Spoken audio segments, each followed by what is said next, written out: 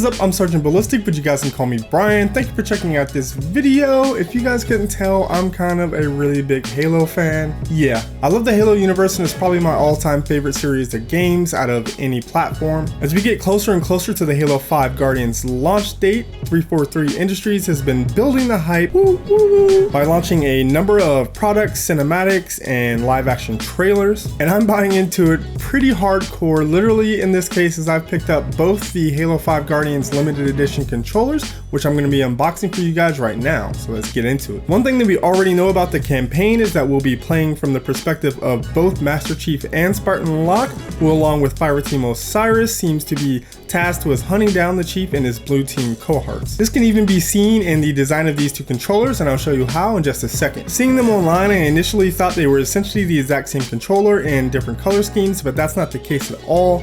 Opening up the box, included is the controller, of course, 2 Duracell AA batteries, your typical paperwork, and both include a code for a Halo 5 Guardians Warzone Rec Pack. With the blue controller, which I'm just going to call the Locke controller, you get a Resolute visor with this pack, and with the Master Chief version of the controller, you get the Dauntless visor. So taking a look at the actual controllers, one thing to note is that these are the updated version of the Xbox One wireless controllers. The easiest way to tell is to look here on the bottom, where you can see that they now include a 3.5mm jack. You don't need a proprietary headset adapter anymore. Other things that have been updated include the bumpers, which have been tweaked slightly, and the controller can now be updated wirelessly, whereas the first generation of controllers require it being hooked up via USB in order to update. So one kind of disappointing point is that they didn't include any type of rubberized backing on the controller that we've seen on the limited edition Lunar White Xbox One controller and the newly announced at E3 Elite controller. But I gotta say, these controllers look absolutely great. Both have a metallic finish with some colored accents and laser etched panels. The Master Chief controller has a much more symmetrical look versus the Locke controller, which has a more asymmetrical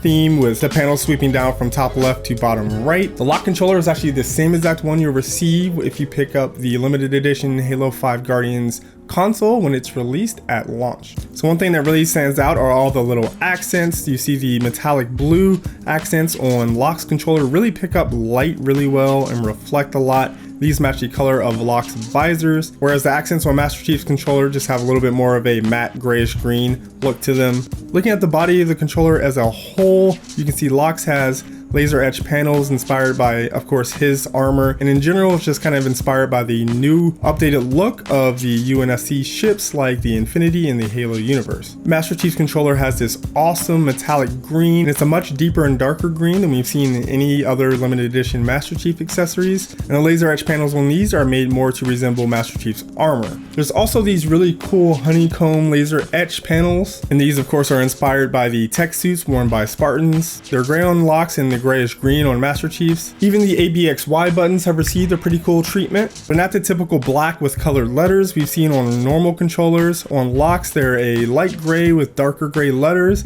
and on the Master Chief, they're black with green letters. Color indicators are actually printed on the controller body itself, which has become pretty standard fare on limited edition controllers. They're on the top on the Locke controller and on the bottom left for the Master Chief version. Both also include a UNSC logo. It's on the top left for Locke and centered between the middle buttons on the Master Chief controller. Taking a look at the sides of the controllers where things get kind of geeky and a little bit more interesting. On the right side of Locke's controller are 5 emblems representing the military insignia for the different branches and entities and the United Nations Space Command Defense Force that make up Fireteam Osiris. This is kind of cool because it kind of represents Fireteam Osiris being like a JSOC team brought together for a special task or operation. If you look at the members of Fireteam Osiris's armor, they all have what is presumably the Fireteam Osiris insignia and the insignia of their respective branch of the military. For Locke, we have the Oni symbol. Tanaka is from the Army Corps of Engineers. Locke is of course from the Orbital Jock Shop Troopers, or ODST, which you're familiar with if you play the ODST game.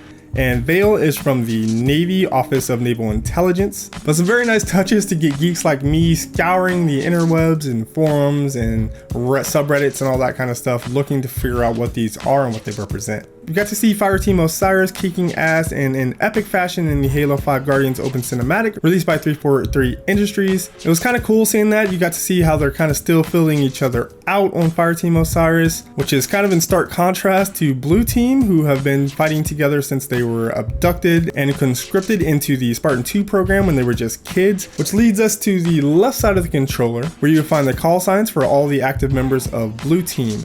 We see F104, which is for Frederick.